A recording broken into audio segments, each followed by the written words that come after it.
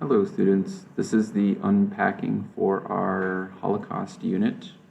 We've done this before this year, so this should look very familiar to you. But again, what you're going to do for the unpacking is, first of all, read this description in bold, and then you're going to do a paraphrase of the description.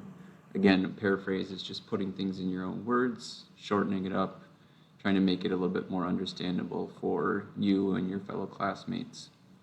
When you scroll down, you'll see the criteria. This is the criteria I will use to grade your Holocaust summative assessment. And again, for each of the criteria, you're just going to give a short paraphrase of the criteria. Try to put it in your own words if you can. Sometimes that's not always possible. One of the things that I say is really helpful is maybe just pick out the verb and the nouns. Remember, a big hint, the first word is the verb. And then you just have to figure out what is the noun. What are we, for this one, what are we presenting? Okay? And then see if there's any other important words in there that you think need to be included in the paraphrase. Once you get done with that, you can submit it on Schoology, and you're all done with the unpacking for the Holocaust.